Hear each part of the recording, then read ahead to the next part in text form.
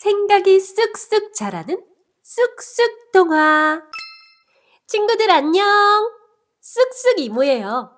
오늘도 생각이 쑥쑥 자라는 재밌는 이야기를 가지고 왔어요. 함께 이야기 속으로 들어가 볼까요? 책 먹는 여우. 여우 아저씨는 책을 좋아했어요. 좋아해도 아주 많이 좋아했어요. 그래서 책을 끝까지 다 읽고 나면 소금 한 줌 툭툭, 후추 조금 톡톡 뿌려 꿀꺽 먹어치웠지요. 이렇게 여우 아저씨는 책에서 지식도 얻고 허기도 채울 수 있었어요. 하지만 여우 아저씨는 워낙 식성이 좋아서 먹어도 여전히 배가 고팠어요. 하루에 적어도 3끼는 먹어야 했는데 책값이 좀 비싼가요? 가난뱅이라 책을 마음껏 살 수 없는 여우 아저씨는 벌써 가구들을 모두 전당포에 맡겨버렸어요. 전당포는 물건을 맡아두고 돈을 꾸어주는 곳이지요.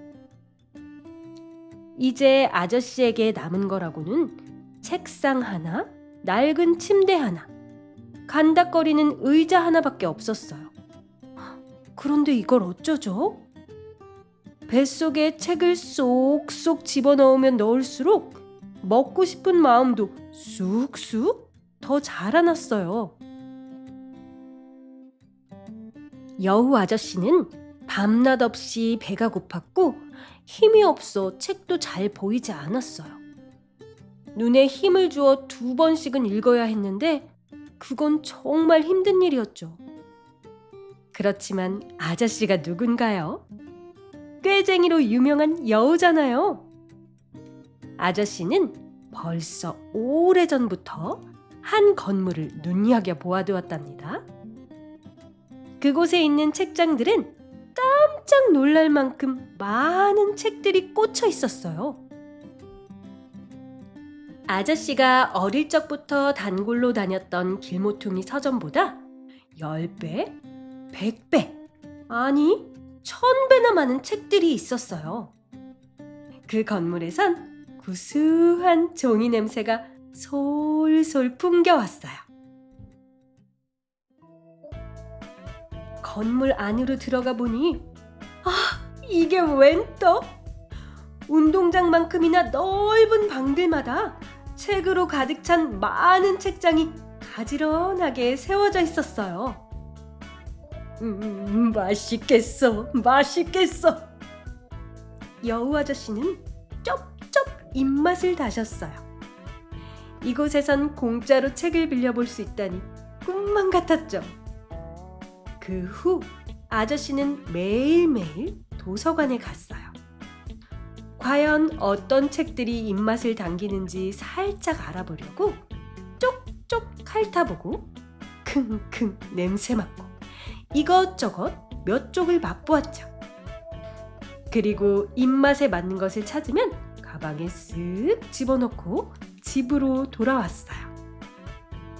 여우 아저씨는 꽤 오랫동안 도서관 나들이를 다녔어요. 하지만 꼬리가 길면 잡히는 법. 사람들이 누군가 책을 갉아먹는다며 불평하기 시작했죠.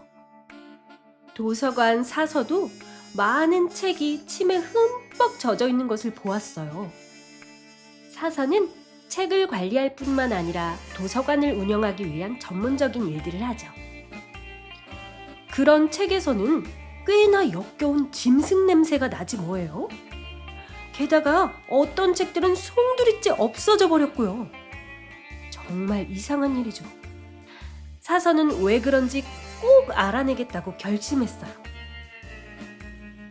사서는 어쩐지 여우 아저씨가 수상쩍었어요. 곰곰이 생각해보니 여우 아저씨는 빌려간 책을 아직 한 권도 돌려주지 않았어요. 그때부터 사서는 여우 아저씨의 행동을 샅샅이 눈여겨보았습니다.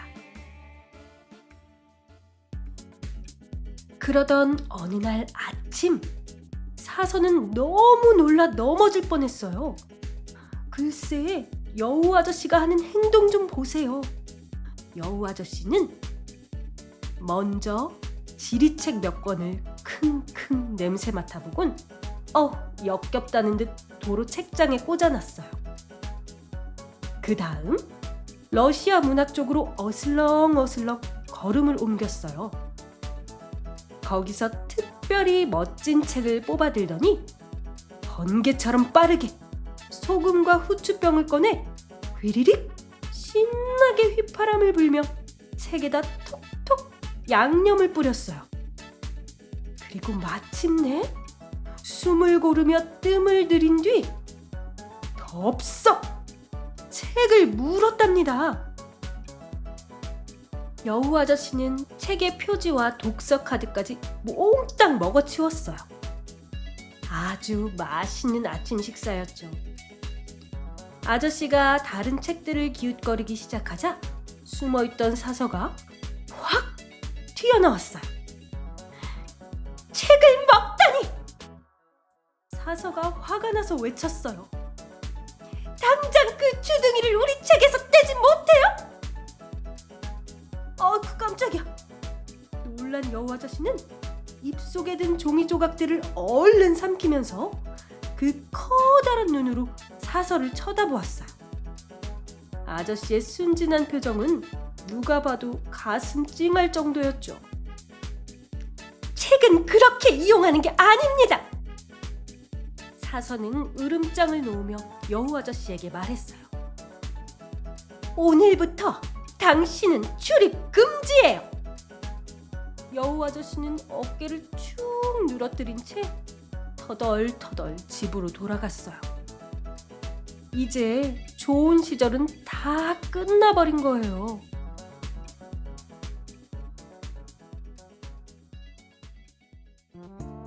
읽을 것도 먹을 것도 구할 데가 없어진 불쌍한 여우 아저씨.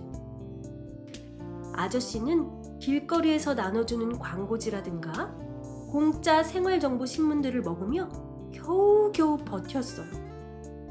심지어는 집 뒤에 있는 헌 종이수거함을 뒤지기도 했어요.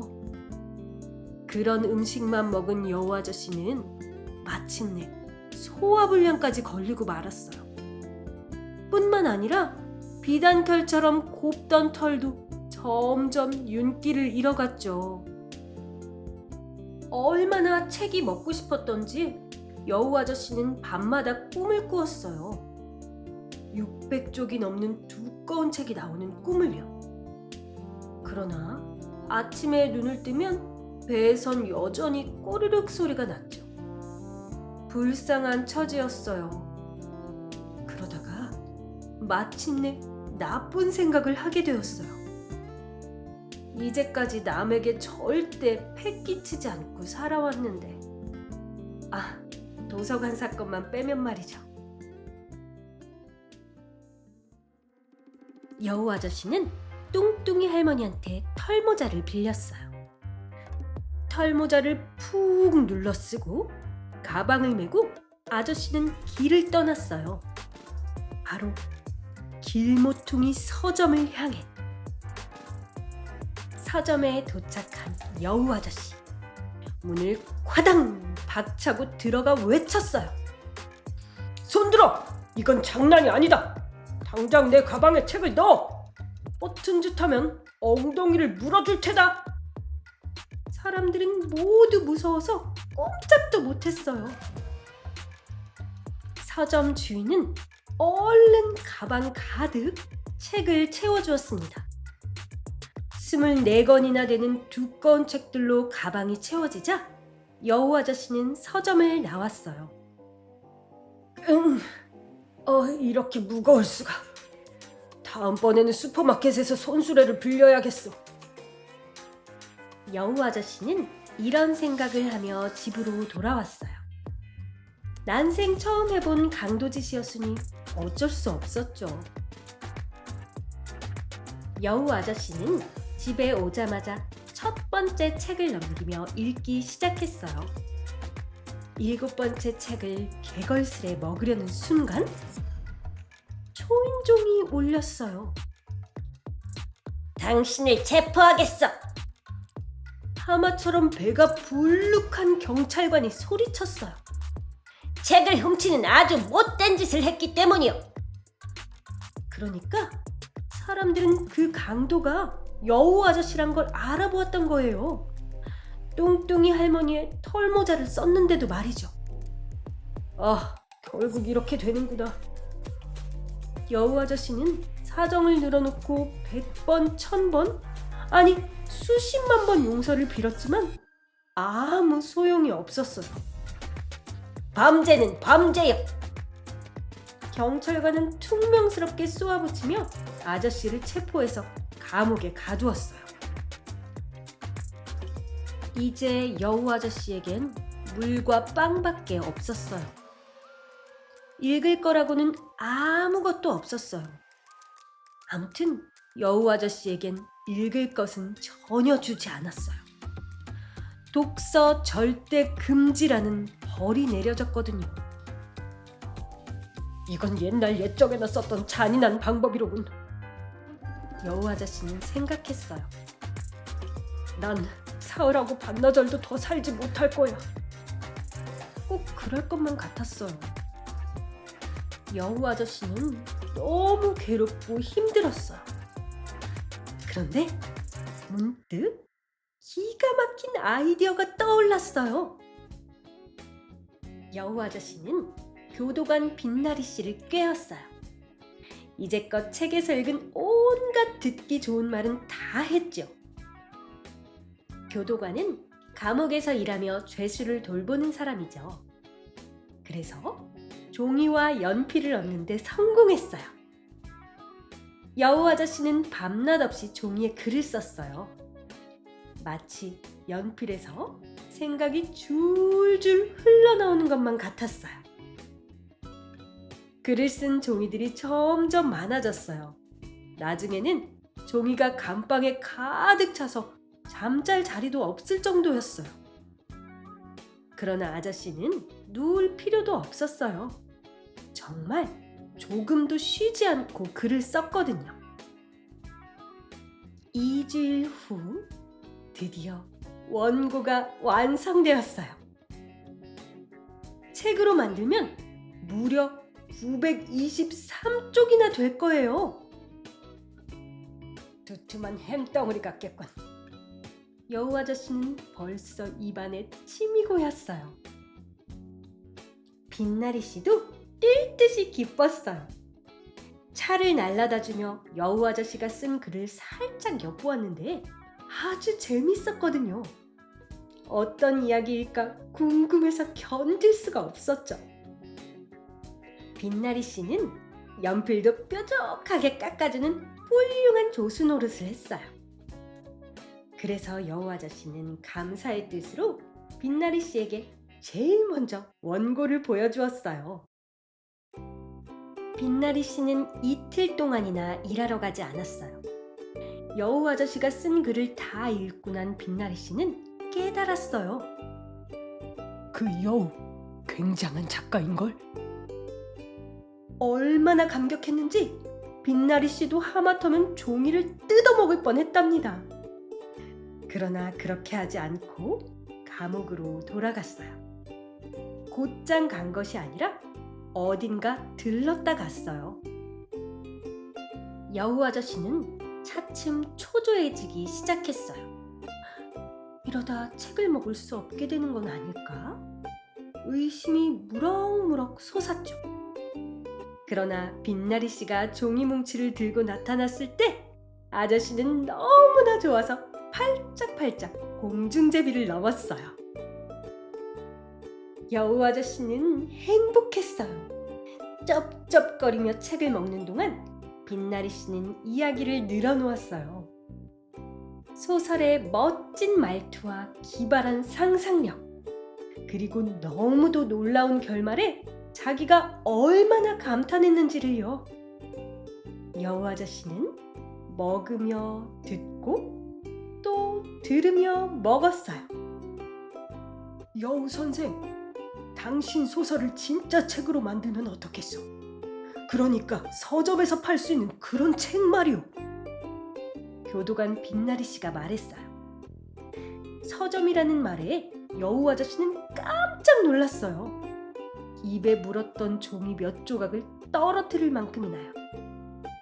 그러나 빛나리 씨의 설명을 듣고 마음이 가라앉았죠.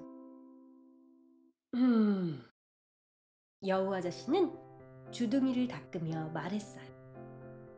저야 뭐.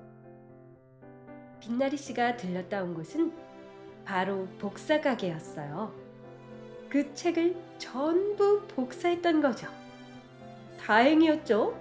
안 그랬다면 그 책은 여우 아저씨의 뱃속으로 영영 사라지는 거잖아요. 똥으로 나온 걸 읽을 수도 없고요. 이제 이야기는 다 된 셈이에요. 그리고 그 다음에 일어난 모든 일은 꼭 동화 속에서처럼 진행되었어요. 빛나리 씨는 교도관 일을 그만두고 출판사를 차렸답니다. 여우 아저씨의 소설은 베스트셀러가 되었고 17나라의 말로 번역되었어요. 베스트셀러는 굉장히 많이 팔린 책을 말해요. 또한 영화로도 만들어져 극장에서도 상영되었어요. 여우 아저씨 입맛에 영화 필름은 별로 맞지 않았지만 영화도 훌륭한 예술이죠. 여우 아저씨는 문학에서 이룩한 업적을 인정받아 일찍 감옥에서 나올 수 있었어요. 아저씨는 슬그머니 감옥에서 풀려났고 사람들은 여우 아저씨의 지난 일을 이러쿵저러쿵 들추지 않았어요. 여우 아저씨는 이제 대단한 부자가 되어 책이라면 마음껏 살 수 있었죠. 하지만 아저씨는 그러지 않았어요.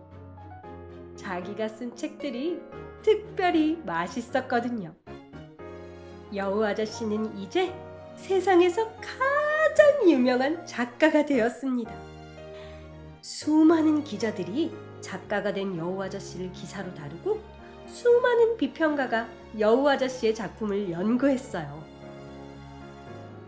다만 왜 여우 아저씨의 모든 소설엔 언제나 소금 한 봉지와 후추 한 봉지가 들어있는지 그 이유는 아무도 몰랐답니다.